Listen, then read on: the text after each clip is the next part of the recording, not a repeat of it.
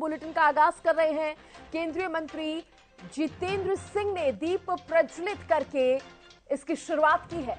3 दिन anti corruption working group की ये बैठक चलेगी। विदेशी मेहमानों के लिए रात्रि भोजन का भी आयोजन रहेगा। रात्रि भोजन के दौरान हरियाणवी संस्कृति का भव्य प्रदर्शन होगा।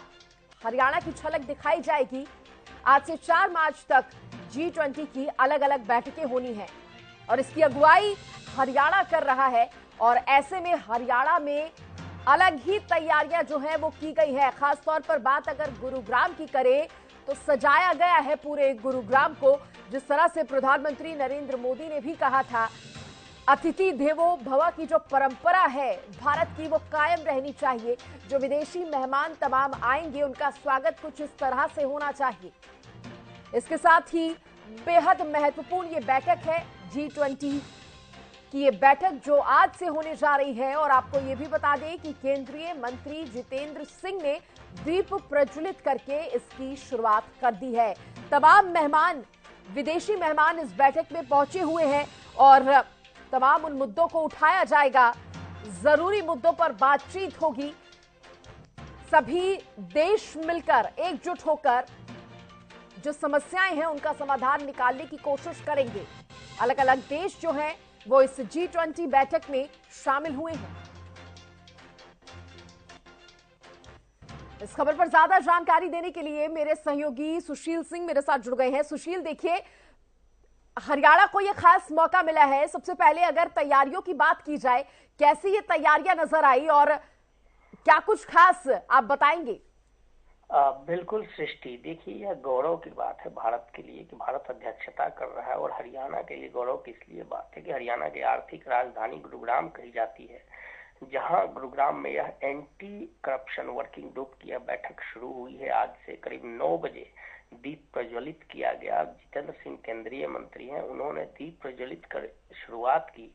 और तमाम जो डेलीगेट्स हैं, 100 से ज्यादा डेलीगेट्स हैं, जिसमें 39 कंट्रीज है।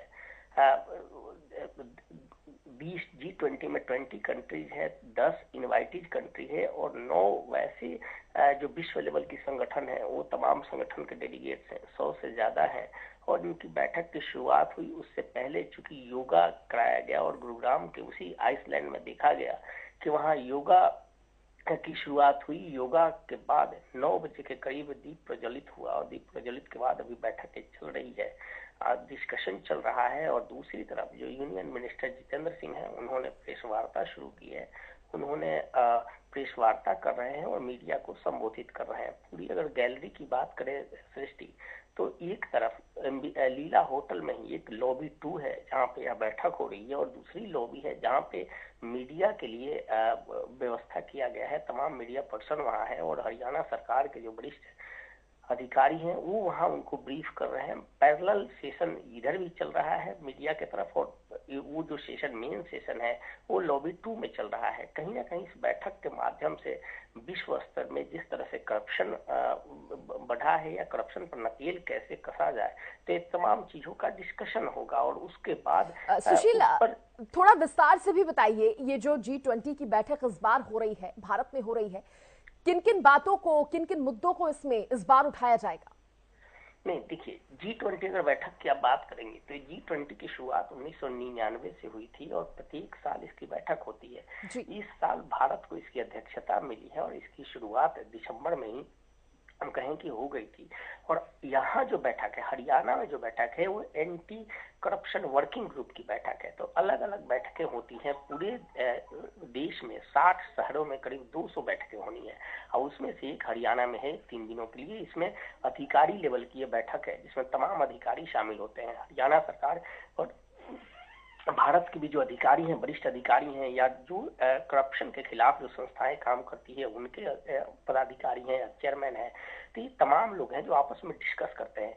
और देखिए सृष्टि, इसको समझने के लिए, एंटी करप्शन वर्किंग ग्रुप को समझने के लिए आपको इंडेक्स देखना पड़ेगा। देश का, विश्व का जो इंडेक्स है, करीब 185 देशों का इंडेक्स है, जिसमें सबसे ऊपर में यानी करप्शन फ्री कोई कंट्री है तो उसमें डेनमार्क, नीदरलैंड, समेत कुछ का नाम आता है। भारत का स्थान ऊपर से 83 पोजीशन पे है। तो निश्चित तौर पे कहीं ना कहीं करप्शन को कैसे अंकुश लगाया जाए, और वो करप्शन सार्वजनिक क्षेत्र में, यानी सार्वजनिक क्षेत्र में जो करप्शन हो रहा है उस पर अंकुश कैसे लगाया जाए, तो ये तमाम चीजों का डिस्कशन होगा।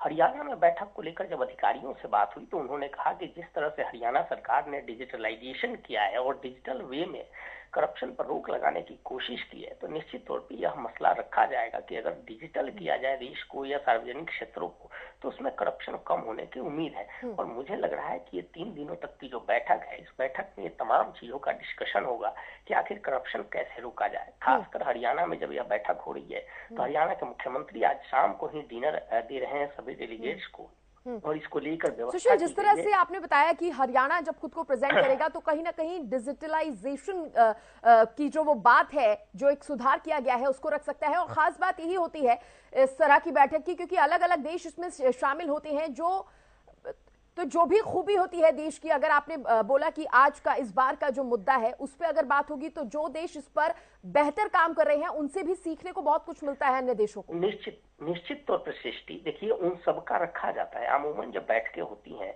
तो जब डेलीगेट्स बैठते हैं, हम लोगों ने कई ऐसी मीटिंग अटेंड किए हैं, हालांकि G20 का नहीं किया, लेकिन कई ऐसे जब मीटिंग्स होते हैं तो उसमें यही विचार साझा किया जाता है कि आखिर क्या वजह क्या है कि करप्शन का इंडेक्स नीचे आए, डाउन आए, तो उसको लेकर अलग अलग तरह से सुझाव दिए जाते हैं। और चूंकि यह एंटी करप्शन विंग की बैठक है तो इसमें तमाम वे लोग ही शामिल हैं जो कहीं ना कहीं करप्शन एंटी करप्शन ग्रुप से या सोशल वेलफेयर से जुड़े हुए लोग हैं, अधिकारी हैं, पदाधिकारी हैं।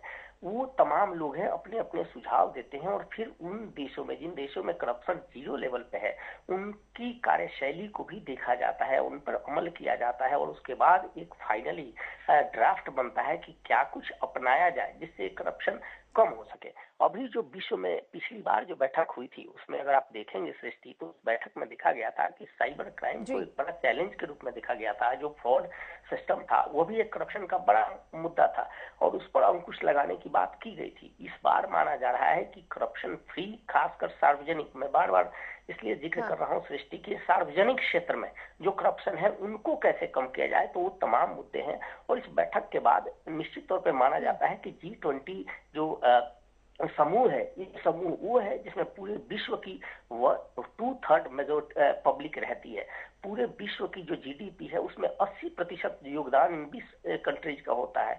पूरे विश्व में जितने जो अर्थव्यवस्थाएं हैं उसमें 75% योगदान इस G20 20 देशों का है। तो निश्चित तौर पे एक बड़ा और अहम विश्व लेवल की बैठक मानी जाती है, और इसकी अध्यक्षता भारत को इस बार मौका मिला है। बिल्कुल सुशील, चलिए आगे भी आपसे इस पर और जानकारी लेंगे और अपडेट भी लेंगे। फिलहाल के लिए बहुत शुक्रिया आपका खबर पर तमाम जानकारी देने के लिए।